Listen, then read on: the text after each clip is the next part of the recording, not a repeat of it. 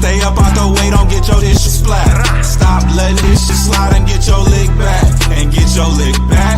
I feel like I'm JX. J-Way. I'm a perfectionist. Adderall got me restless. I'm gone. Run with a wild crew, they get reckless. Young boy, come up off that neck. Into the trends. See a lead, be the band.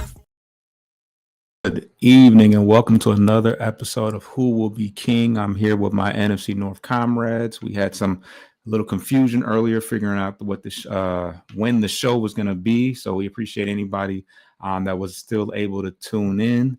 We are now a week going into week 2. We've completed week 1. All of the games that went down amongst us were against each other. So we're going to talk about that. Before we get into all that, how are you guys feeling today?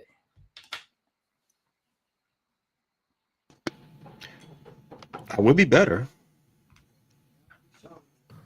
I feel great. We got the offensive player of the week. Yeah, it's hilarious. That's pretty wild, and I'm not going to contend with that because it certainly cannot be a Detroit Lion. We can start off with a recap of the Lions game, and then I will let you guys go head to head and talk about what you guys saw from your game. But it was not a good effort from the Detroit Lions in our first game against Green Bay. This was at Lambeau Field, and we got to witness some of the things that we worried about the most. We saw a inexperienced offensive line, interior offensive line that lacked chemistry. At times, they just looked completely lost as far as pass protection and run blocking. They just were not on the same page. There was instances throughout the game where defensive linemen were just going unabated to the quarterback, unabated to the running back. We almost gave up a safety at one point in the game, but it just was not a pretty effort. There was not a lot to. I mean, I won't say it was all bad. There were certainly some things that looked okay from the Lions' perspective, but overall, we averaged 2 yards rushing. We averaged 2 yards per rush. We only had 46 yards overall, and we allowed 4 sacks. We made it pretty easy for Green Bay to game plan. They had Micah Parsons on a pitch count. He was only really out there for obvious pass situations, and with us averaging 2 yards a rush, starting each set of downs, it made it easy for them to know, okay, 3rd and 8, we can bring Micah Parsons out. They're likely not going to be They're likely not to be going to be running the ball. So we definitely made things easy for them. Although we controlled time of possession by a considerable margin, we could not get in the end zone. It was a lot of dink and dunk, a lot of short passes to Gibbs, Montgomery. We did not have many pass attempts down the field, and a lot of that was just due to the fact that, for one, the edge rushers were able to just rush to no end, but also because we couldn't combat it with play action. There was no deception of whether or not we would run the ball. They weren't worried about our Gibbs and Montgomery getting loose in the secondary because there just was no push from the offensive line. But outside of that, we did ourselves no justice as far as penalties. We had a couple ones that shot us in the foot, and we just couldn't get things rolling. Just a lot of short yardage plays, not a lot of moving down the field. And I thought that we would have the ability to kind of expose and exploit their secondary, but that just never came to fruition. As far as the good things I saw, although Isaac Tesla didn't play a whole lot, I think that I think part of it was the fact that he is a rookie, and they didn't want to throw him to the wolves too quickly, but he was also recovering from a sickness. He did make an amazing catch in the corner of the end zone that, gave us kind of a glimpse of what's to be seen next. So with an otherwise pretty bland and boring offense, I think that the Lions will definitely try to open things up next week and get him some more looks, because for that to be his first catch of his NFL career, it doesn't get any more spectacular than a one hand catch in the corner of the end zone where he just, I don't know how he managed to get 2 feet in, but he did. Jared Goff was okay. Yeah, outside of that interception in the red zone, he took care of the ball. He was pretty accurate. The run defense, I thought one of the keys was going to be our run defense and stopping Josh Jacobs. And for the most part, we did do that. They did break a couple runs later on in the game, just kind of wearing us down. But the run defense was pretty good. We gave up some long passes, unfortunately, but I wasn't terribly disappointed by the secondary. I think one of the other big disappointments was the pass rush. Actually, that was something that was kind of echoed throughout the entire fan base. Was do we need to address the other side of that, the other side of the edge opposite Aiden Hutchinson? He actually had the best game amongst all edge rushers as far as PFF rating. He had a 72 PFF rating, which was better than Micah Parsons, better than Marcus Davenport, better than everybody overall. So although it wasn't it wasn't his best work, you also can't expect Hutch to come back and be the exact same player. There had to have been some nerve, some indecision, because he had not played in any. None of our starters had played in any snaps throughout the preseason, so that was his first opportunity to feel things out and see how things were going to work. So I expect for him to get better. I think everybody's going to get better. I love the overreactions from Lions fans about we miss Ben Johnson and we're not the same without Frank Ragnow, and everybody's kind of jumping out the window. And I think that Lions fans forgot how to deal with a loss. We didn't have much of that last year. We had a pretty good season prior to that, and I think people forgot that yes, you do lose. We do lose games every once in a while, and you just can't.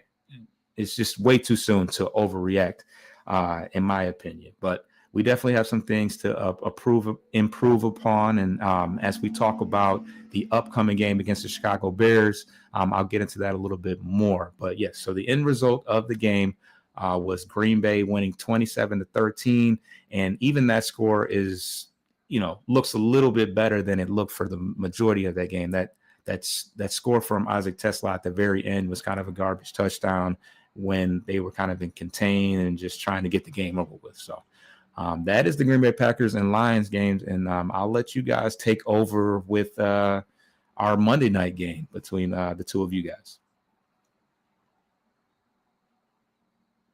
Well, before we go too far in that the first divisional battle that we saw this weekend, one thing stuck out to me while I was watching that game. Actually, I had to pull it off the top, the big screen, and put it on the laptop because the score was not keeping up with what should be on the big screen. But the first thing that did jump out to me there, Foster, is who the hell told Jahmyr Gibbs to change his number? You know what? Actually, I think it was in honor of. Didn't the corner that passed away from the Vikings, didn't he go to Alabama? Yes. I believe the number 0 is Kyrie Jackson. I think that's the number. Kyrie. Yeah, Kyrie Jackson. It's either him or Arnold changed numbers to honor him. But it doesn't seem all the way right. And those numbers, players are very superstitious about their numbers, and I don't know what to make of it. There is a rhyme to his reason, though. It shocked me because that was the second most shocking thing I saw in that game. The other thing was like I noticed, like, well, takes a while to get used to new coaches, huh? Yeah, I can't look past that and say that that's not to blame for the situation. It very well could be, along with some other things, but yeah, I hope that we can get it together sooner than later, like next week. No, don't go too fast. Don't move too fast. Now, Don't move too fast. I read where you ran the play action the least amount you have under Man Campbell. Yeah. I didn't see that actual stat, but I certainly believe it, because there's no point in running play action when they're like, running it. Go ahead, run it. You average 2.5 yards a rush, by all means. But that's Jared Goff is a great 50% in a long time.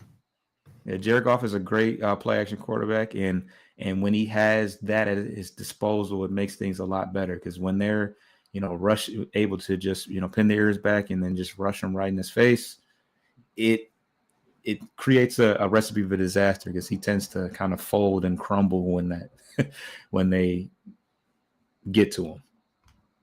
Well, thanks to the Lions' ineptitude on Sunday, do you see that the Green Bay Packers are now power ranked second in the league? They deserve it. They put the second biggest ass whooping on the team on Sunday. If that matters. Other than if butt kickings are connected to the power rankings, Indianapolis Colts got to be number one team. if that's the case. Danny Dimes. Yep. That's another overreaction that, we apologize to Daniel Jones. All you needed was a great as if their offensive line is great, but they're like, all you needed was an offensive line to be something. Who did he credit in the press conference, though? God. Or in an interview? It wasn't the offensive line. I'm sure he thanked his teammates. It was getting the KOC fairy dust sprinkled on him over a month. Him and Josh. It was God. Same thing. Tomato. But I am, speaking of God, I am thankful of the Detroit Lions this Sunday, because of you all, a lot of the stink doesn't fall to the Bears. So, Dave, we did have our division matchup on Monday Night Football as well. We performed for the whole football nation. It's a little bit illuminating. It was very illuminating. Really, yes. I wasn't illuminated at all after that game. I was all the illumination left my body at about 11 minutes left in the game. That's when it started. But before I get into it, Dave, tell us what did you take from that as the one winning team represented on this program? What did I take?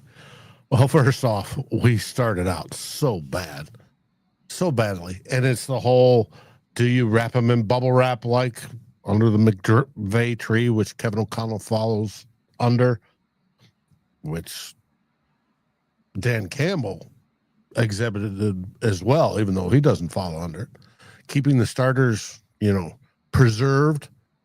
And that first portion of the game, everybody was out of sync. Plays look choppy. Routes didn't look crisp. Blocking didn't look all that great. It was discouraging, to say the least, up through to the fourth quarter, 11 minutes left. It was very, very discouraging. I thought we were going to lose. And I got to hand it to you, Pay. You got the slipperiest quarterback in the league. He should have been sacked more times than he was. because he just squirts out, literally squirts in the arms of Josh Allen and squirts out. It all was that fun acrylic. to watch. He was fun to watch run, which he could do. I think he was your leading rusher, as a matter of fact. But it was frustrating. I thought, oh my God, the way this game started, we're in for a long, long night, and all the boo birds are starting to come out. And oh, you should have kept Sam Darnold. You should have kept Danny Dimes. You should have gotten what's his face from the Steelers, Aaron Jones. All that. Aaron Rodgers. Aaron Rodgers. It was all starting to come out. And it's just like, oh no, this is bad. But our defense, once they figured things out, what the Ben Johnson offense was going to do, because we hadn't beaten Ben Johnson as an offensive coordinator. Brian Flores was 0-4 against him. But once that was figured out, we shut the Bears down. They only scored 10 points offensively up until the last quarter. And it was that first drive and then a later field goal. I agree with most of what you said. It wasn't the defense, actually. It was Caleb helped in that. Caleb and his slipperiness. Ever since he did start the game 10 of 10, he ended the first half 13 of 16 passing. But in the second half, his accuracy fell off a cliff. He was high on a lot of passes. He missed.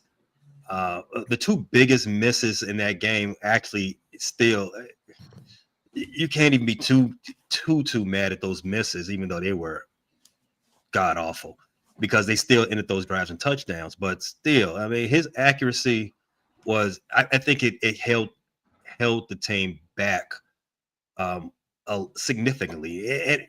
It wasn't the offensive player that held the team back the most. Jonah Jackson, one of the new offensive linemen we brought in this offseason, probably the worst offensive lineman in all of the whole league for week one. He was pretty bad.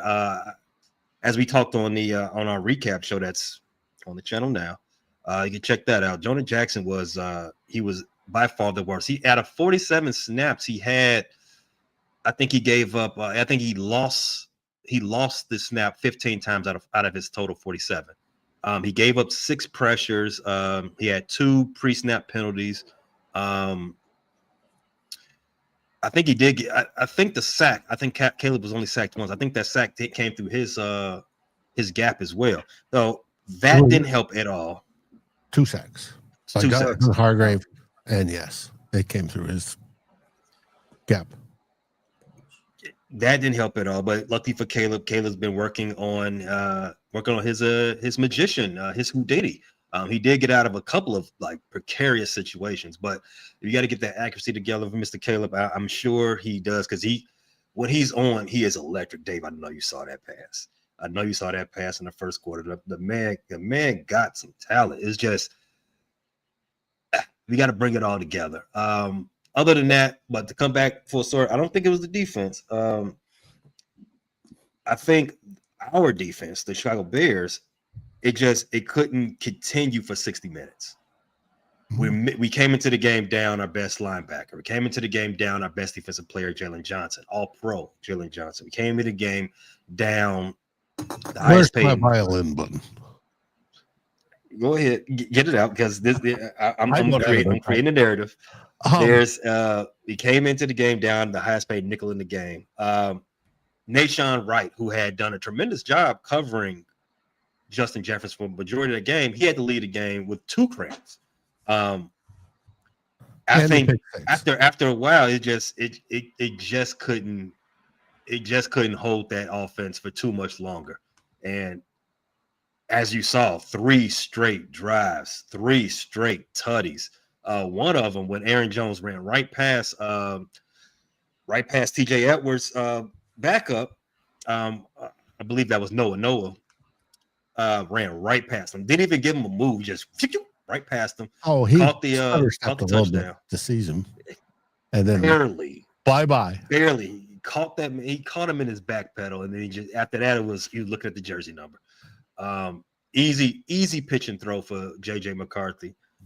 Shout out to him for the moxie and making those comeback, because every throw he did make, there were some tough throws. Some of them were contested, and so you got to have an immense amount of belief in your abilities to throw some of those passes to Justin that he did, especially that touchdown that he threw to Justin Jefferson. But yeah, I think it was a little bit of column A, a little bit of column B. Your defense figured some things out with the help of our quarterback and the help of our offensive line. Couldn't get a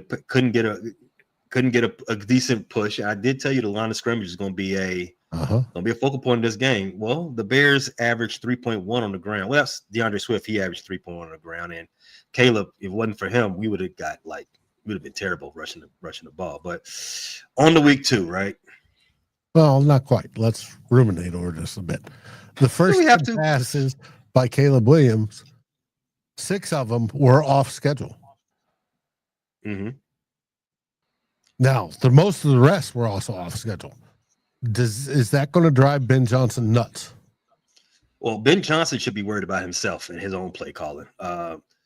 As a rookie head coach, somebody who spent the whole offseason thumping on everybody else about being on time, being on, as you said, on schedule, knowing where to be. Ben, it would have helped that you didn't. It helped if we had more timeouts. You wasn't calling ridiculous challenges. Ben, it would have helped if you put somebody back there to kick the ball who actually has the strength to kick the ball out of the end zone. That would have helped. Or tell them to get the ball out of bounds. What's 5 more yards? What do you do? We can't just shoot ourselves in the foot. I don't think everybody's we played 49 minutes of great football. Well, we played 30 minutes of great football and 49 minutes of winning football. Everything after that, everybody, coach on down, needs to do better. Well, you talked about injuries. Remember, we didn't have Hitman. We did not have Christian Darrisaw left tackle. And that improved your defense because School, our backup left tackle, was absolutely schooled during the game. It was bad. Now, our offensive line did rather well most of the game pushing, and especially for the run. Jordan Mason just stood out. He had some monster runs that help set the tone along with the defense shutting you down starting in about the second half, but specifically once it came to the fourth quarter.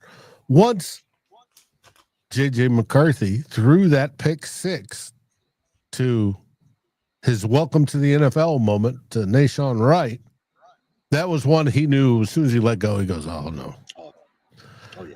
And he ran back. But that was like the punch in the face. What woke him up?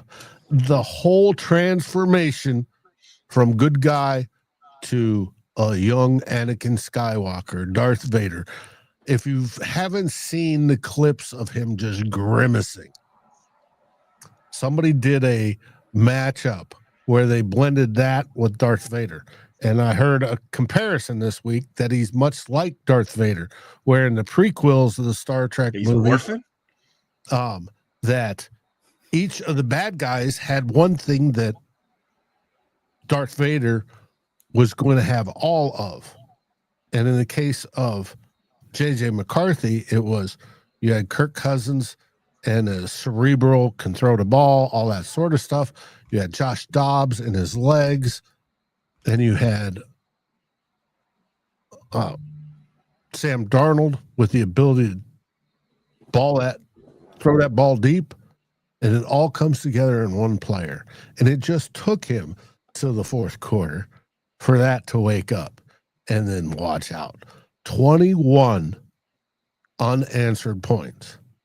And that's the only way I can think of that's why he won Offensive Player of the Year. I thought or Player of the Week. I thought it was a joke. I should go to Hurts. But or Derrick Henry. It had to be somebody. But that's why he did it. And it's that it factor that people talk about. And from the being in the fourth quarter or third quarter or whatever it was when he walks into the huddle and tells the guys, where would you rather be? And everybody looks at him and goes, well, right here. Yeah. And the whole attitude, you felt the emotion in the stadium switch. You felt the momentum switch on the team. And at that point, we knew Bears are done. And I even said on the post game, we had, what was it? It was close to the very end. It was a kick return or a punt return or something like that. And the guy gets hit in the shoulder. What looked like shoulder arm area went down. And I go, bear down, bear down. Oh no, bear down. And it was a brutal game. We came out dinged up. Blake Cashman tore his hammy about halfway through the game, chasing the elusive, slippery Caleb Williams. It was costly, but it was a good win on Minnesota's part. Yeah, you scared me for a second there, Dave. You was comparing him to Darth Vader. I thought you were going to say that Mr. McCarthy had lost his own Padme. I was going to say, wow, that's a dark turn. Well, that would be dark if that's the case. But hey, who knows? May happen in the future, but we'll see. Oh, he's got a kid coming though. I doubt it. Kid should be here any second. He's like 17. he is like he's Anakin. 22. The youngest starting quarterback in the NFL. Yeah. All right. Time to start laying it down. But he's got the it factor. And I can't be happier. Now I want him to play better, especially all four quarters, not just one. Right. But I mean, he looked like he hadn't played in over 2 years, which he hadn't. Correct. All right. So what? Well, it was a great game. So that concludes week 1. We will be back after a quick commercial break with previews for week 2.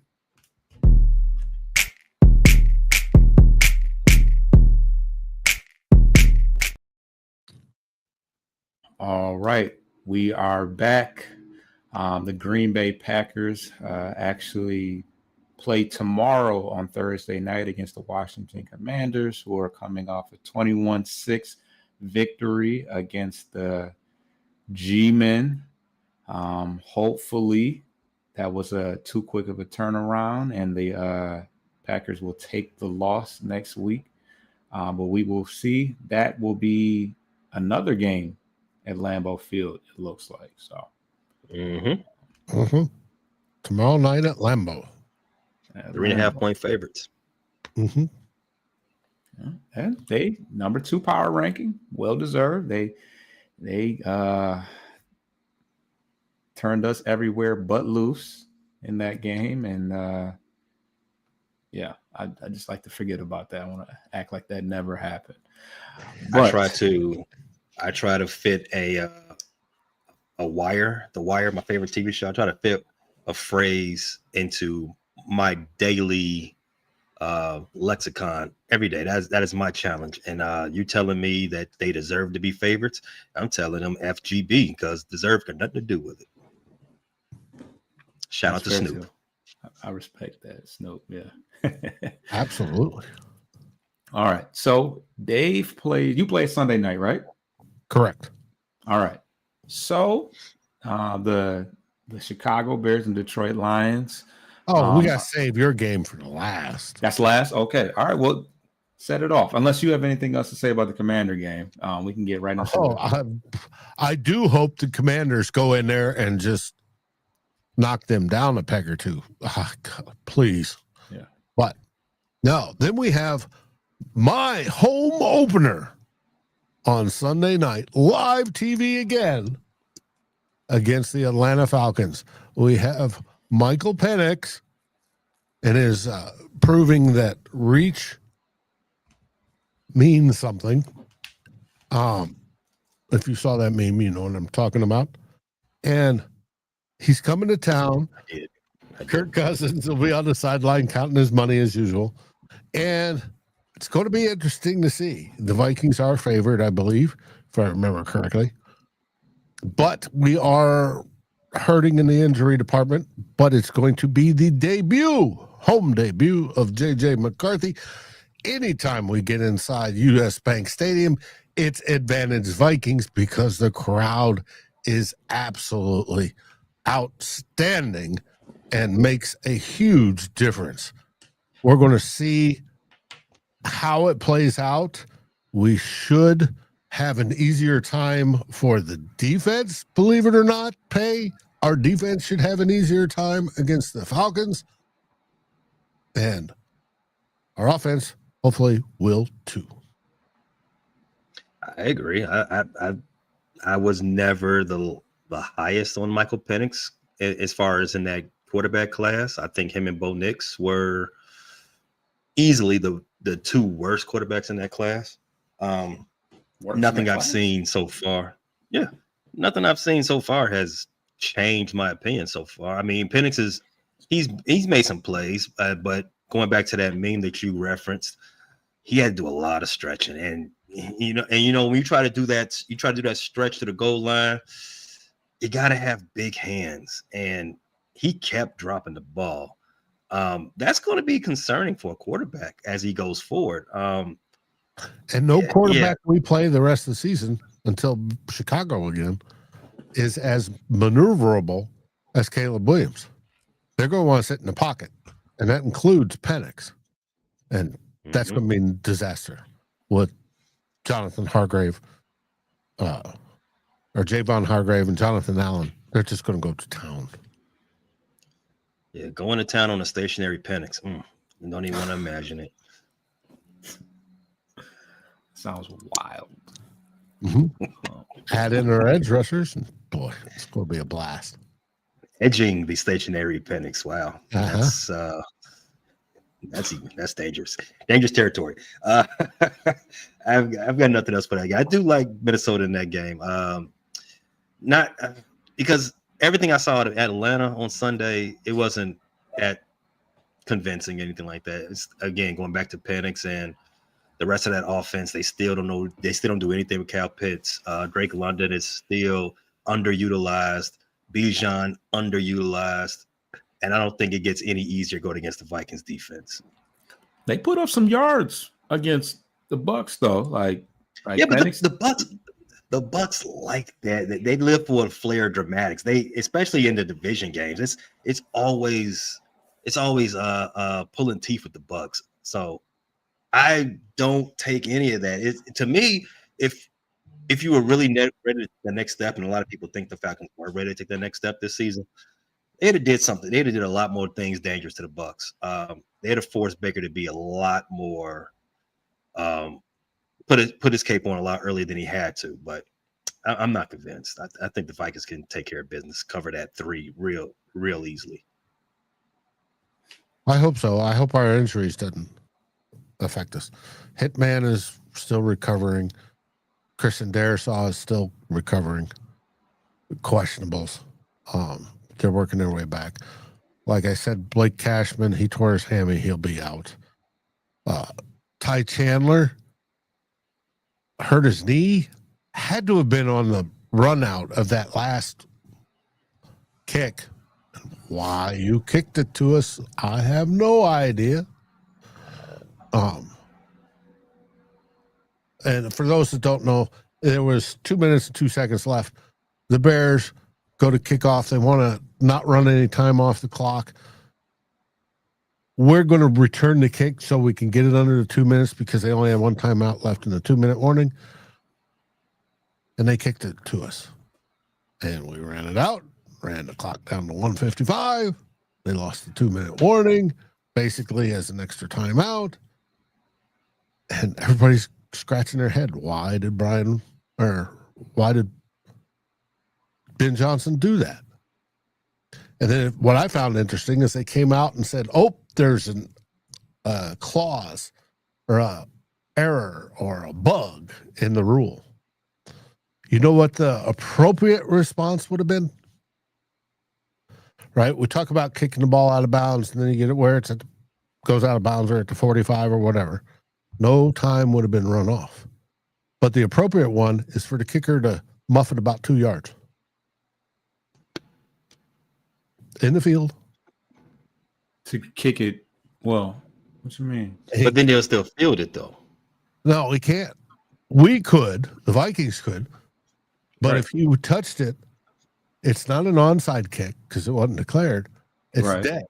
And no Dead. time gets run off.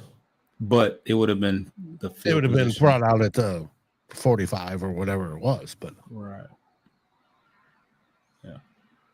So that'll be fixed. The bug. now to the game of the week. With the Lions hosting, I'll let Pay do the honors of just telling us what he sees in this game. What are the keys? Just give us the rundown from a Bears perspective. You know what I did initially after our choke on Monday Night Football? I would say I was a little down in the dumps, but then I had to realize all the real ones are 0-1. Baltimore Ravens are 0-1. Kansas City Chiefs 0-1. Bears 0-1. Detroit Lions 0-1. You know why? We gonna get it out the mud.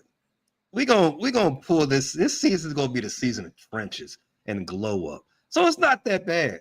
It's not that bad, V Foss. We got a battle of 0-1s. We're gonna see who get out the trenches first. That's all it is, and then use that as a step up.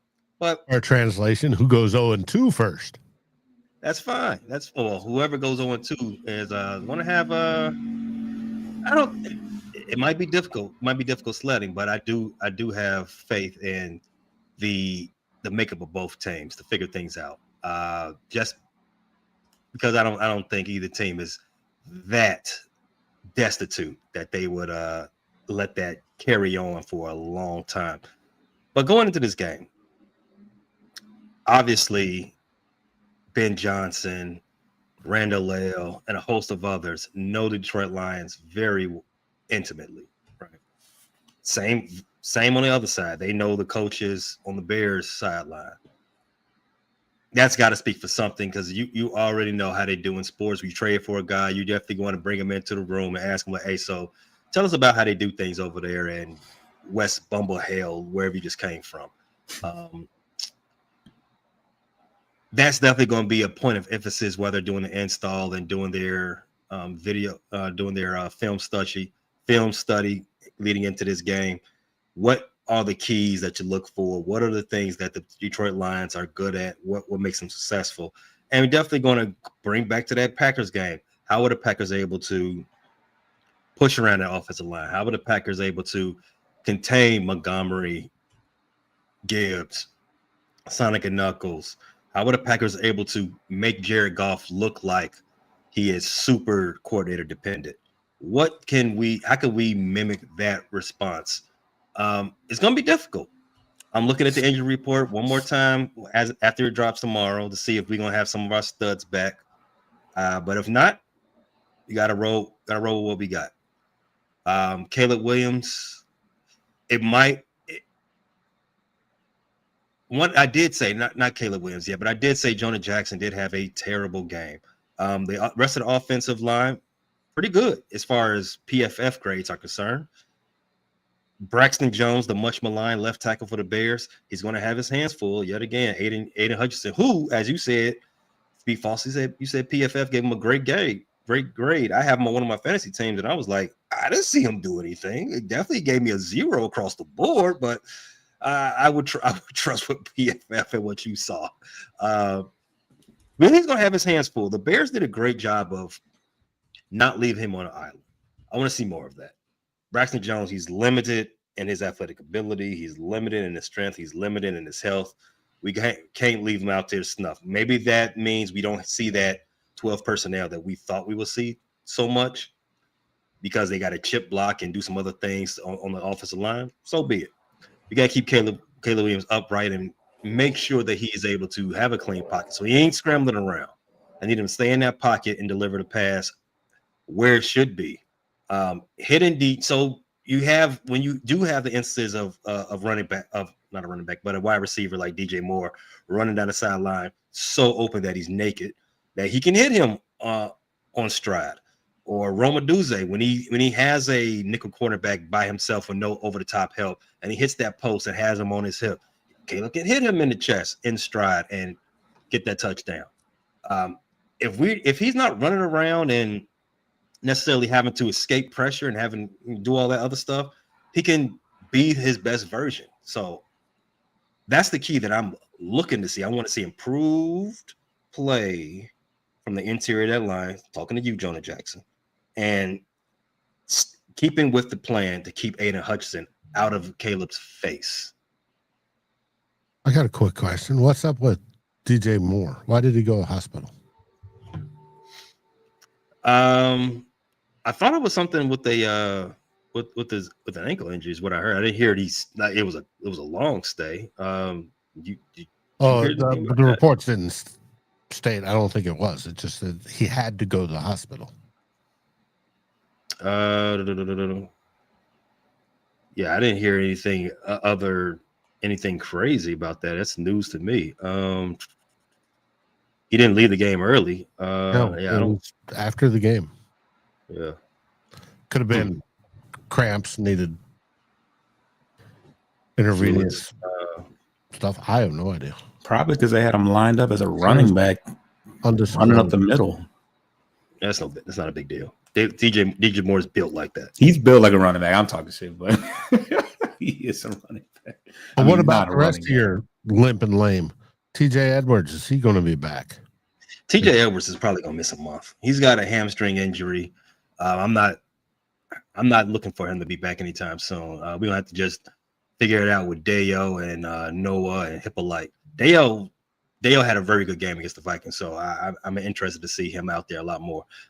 Jalen Johnson, perhaps, maybe he was getting close to returning before they ultimately said, "Nah, we don't sit this one out." It's been described, as we get more and more news about this stuff. Originally, it was just kind of characterized as a lower body injury for Jalen Johnson. Now we're finding out that it was a calf, groin strain, all this extra stuff. So as I said, he's the best defensive player on the team. You want to take that slow. You don't want to lead one soft tissue injury and make it a long season thing because he's too important to the squad. If you got to miss this week, so be it. Kyler Gordon, he's always struggled with hamstring injuries. He wasn't on the initial injury report when we did our preview, Dave, on Thursday. Uh-huh. He didn't show up on the report until Saturday. Well, was it Saturday or Sunday? One of those days, which tells me that it's a very recent thing. So if just based on his history with hamstrings, I'm not optimistic that he's out there either. So to that point, we just got to roll with it. Dennis Allen, no choice. Got no choice. Nashon, get those fluids in, buddy. No more cramps. No more cramps, bro. Not TJ, but Stevenson, Tyreek, time to crack. Absolutely.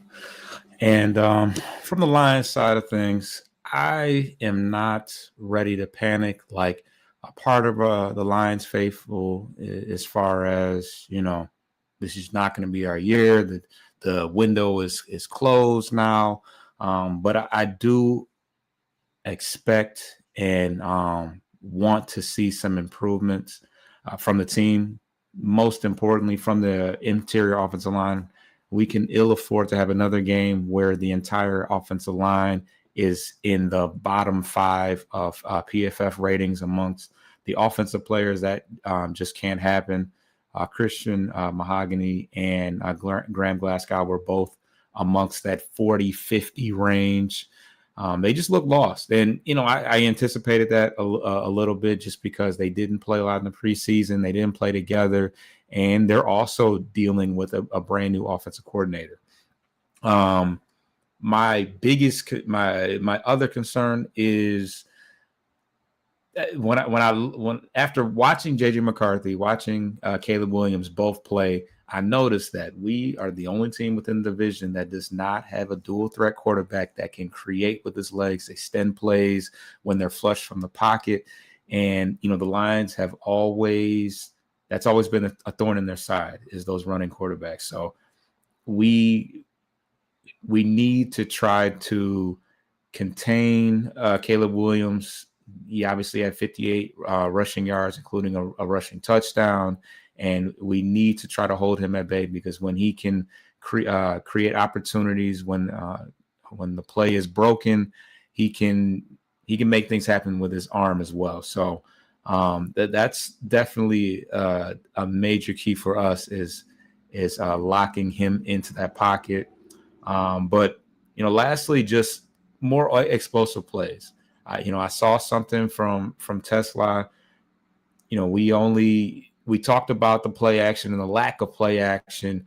A lot of our big plays and long pass receptions have come at the hand of play action opportunities. So that's one thing that we need to improve upon.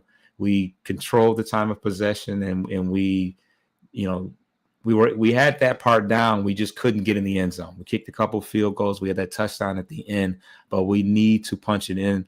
I need to see the Lions win by several scores this week, just to give a resurgence to the fan base, and just give us a shot in the arm, because I think that there are already some doubts. I think that we came into the Packers game, and I think that we were still in that haze of we were 15-2 last year, and the reality is this is another year where there's a target on our back, and it's not a certain. This is not a guarantee.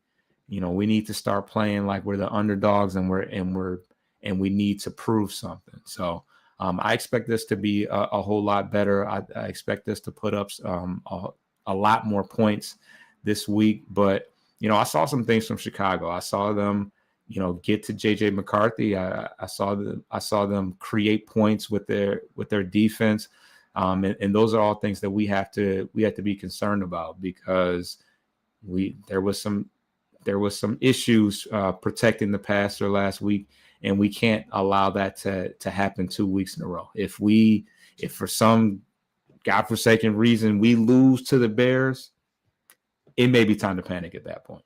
Home opener, we need to come out guns a-blazing and open up the offense. Even early on in the game for Ben Johnson, I feel like it took him a while. When we had Ben Johnson, it took him a while to get loose and to open the offense up. And it's kind of the same thing that I saw from Johnny Morton. The only difference is he doesn't have that same grace and that same reputation of, all right, he'll get it together. We didn't see too much of that. So I expect to see a healthy and a much more utilized Tesla and a much more dynamic offense, because we were like a top 5 offense last year, and I didn't see any of that. Yes, we missed Frank Ragnow, and we do have essentially two rookies playing on the interior. Tate Ratledge, who is 100% a rookie, and Christian Mahogany, that only played a handful of snaps because we did have Kevin Zeitler last year. So I expect to see adjustments made and a much more dynamic and cohesive offensive performance going into the game. Do you have a score prediction, Tate? Early in the week for the score prediction. Let me see. I saw, as we did, Pay Dirt, the football gambling show on my channel earlier today. The Bears are 6-point dogs going into Detroit this week. My prediction, well, because I mentioned it, I think that spread is reactionary. I definitely don't 6 points, way too big of a gulf for these two teams coming off losses. One of them, your team, looking as drastic as it's ever looked in the last few seasons. For me right now, I would say 2017, 2016, either way. So a pretty low scoring game. Yeah, I don't have super, based on what I saw this last week. Offense is going to be a work in progress for both squads. The defense is definitely going to be the ones that's going to be shining stars for the first 6 weeks, perhaps, for these two teams. I'm confident 2016, 2017, basically +6 Bears. Okay. My prediction is 34-20 Lions. Of course. Whoa, that's a lot of offense. We had a great offense last year. I mean, I guess if you put it all into that Packers game, the hell, we scored 13 again, I guess. But we'll be in the dome, we'll be at home. They're going to open up that offense. You're going to see a lot more Isaac Tesla. You're not going to see Jahmyr Gibbs run for 20 yards again. You're not going to see Montgomery average 2 yards a carry. He falls forward half the time, and that's 2 yards right there. So you're not going to see the same game. Well, we don't have a rookie quarterback either. I can't wait to the videos coming out of Chicago. David Montgomery loves playing against the Bears, so that point I would give you. He's not even the best running back on the team. Yeah, but he is the one that takes it as a personal affront that he's no longer a Chicago Bear. So he wants to make sure they are well aware that this is what they passed up on. No disrespect there, King Dave. I mean, Chicago likes the Daves. So I mean, But but everything else, If you say the Lions are going to score 34, it's probably because you're due. You're backed up because you didn't score anything. For sure. You Brown didn't score. Let that out. Gibbs didn't score. I mean, we put up a ton of points last year, unless the offensive line, which I can't speak to them just turning the corner the next game, but I sure as hell would hope so. Yeah, if you want to make that argument that you're backed up and you gotta get a release, that's fine. You won't be sowing your royal oats this weekend. You have to wait another week to get day off. Birthday is coming up, so do that at closer to that time. Bears got to take care of the business though this weekend. Whose birthday? Mine? Yours. Somebody's at midnight. Yeah. Happy birthday, brother. Thank you. Yep. So they better do something because I'll be in the air on the way home. So I would hate to get that message. Go ahead. You and June are going to be not going to be able to be there in spirit to help the squad. Yeah, Bears to get care of the business. 24-17. We going up some more. Yeah. Luckily, I won't be on Spirit. I'll be Delta this time. Woo. Well, I mean, yeah, they got a hub up there in Detroit. Yeah, so that makes sense. Still lost. Well, we'll see. At least got a good baseball team this season. Absolutely. We've beaten up on the Yankees right now, or we were last I checked. Speaking of the Yankees, they finally let my guy come home. Anthony Rizzo announced his retirement today. Anthony Rizzo, Mr. Cub, Mr. Modern Day Cub. No disrespect, Ernie. He caught the final out in 2016. Got traded to the Yankees. Spent the last 4 seasons in the Yankees. Now he announced his retirement. Retiring the Cubs Saturday. I need to be in the building. And then those good vibes carry on over to the Bears. Bear down. Yeah, and he was in New York yesterday. They showed him on TV. He got some love. But yeah, they got smoke. So hopefully that's that energy. I hope that getting smoke energy, rolls right into Chicago, so they can be prepared for what's to come on Sunday. Or not. But Dave, what you got going on this week over on Vikings First and School? Well, we audio recorded the first X's and Skulls show earlier today, where we have Tyler Fornes and Luke Braun of Locked On Vikings, and they're going to dissect films. We didn't have it ready in time to go live, but it'll come out in the morning, as well as this show, and then we will roll in. We'll have Tyler again tomorrow night, Thursday, and then two old bloggers on Saturday morning with the pregame.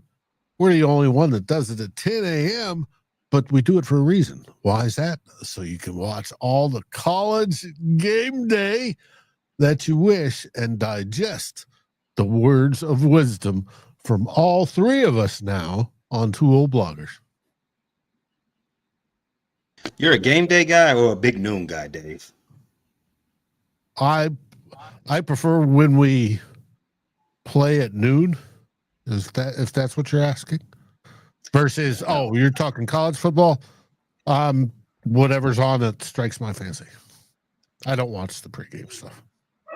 Yeah, I don't need that. They put a lot of money into those pregames, Dave. They put a lot of money into that pregame spectacle, and they do. They nobody guys around everywhere. Nobody I know watches that stuff. Yeah. Okay. So you got McAfee out there kicking field goals. Great. When's the game start? And Pay, what's going on over at your YouTube channel? Actually, as I said earlier, we did finally get that recap video up.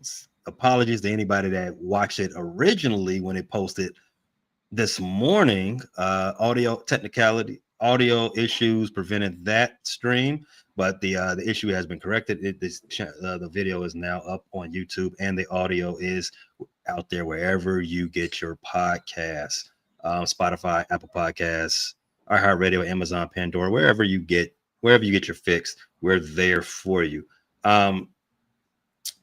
Other than that, we do have it is football season. You know the drill. We got a preview coming up, and we're going to record that tomorrow. That should hit your airwaves Friday morning, ready for your morning drive. And there we are. We do we? I don't know. The White Sox season has been over so long. I think there is an episode we got coming out for them sooner rather than later as well. But yeah, the Cubs, we still do have a recap for their series as finishing up tonight against the Atlanta Braves. That should be posted before the night ends as well. There's a lot of good stuff at the Frustrated Chicago Sports Fan channel, wherever you get your podcast fix, and everything is also posted on YouTube. Frustrated Chicago Sports Fans. And last but not least, obviously, if you're here right now, you are familiar with us, but please subscribe to our YouTube channel, Bleachers to Speakers, where we bring you Lions, Pistons, and Tigers for now. We're actually starting to streamline. We're going to start streamlining it to a Corner to Copa on its own personal YouTube channel. So just so we can start getting out some, prospects, because the Tigers have one of the top farm systems in baseball. So we want to make sure that you guys can find that stuff. So we'll be adding some links to the bio and making that accessible to you as well. And June will, I think he said that there won't be a pregame this week. I'll be out of town. And there won't be a pregame. We did a little bit we've done some pregame stuff, but he will for sure be doing a post game after the Chicago Bears and Lions game is done around 5:00. So stay tuned for that. And me and Coach will be recapping a week in Tigers baseball on Monday. So plenty to look forward to as far as Detroit sports is concerned. And fellas, as we get out of here, what do they say in Chicagoland?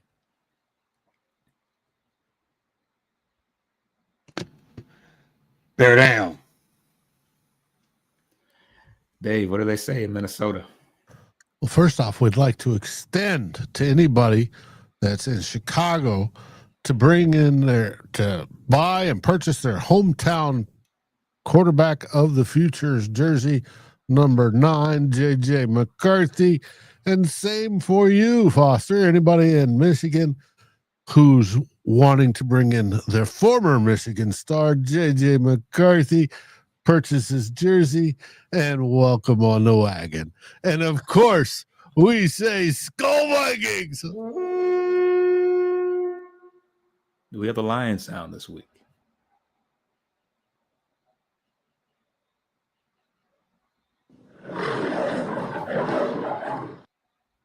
All right, thanks for joining us this week.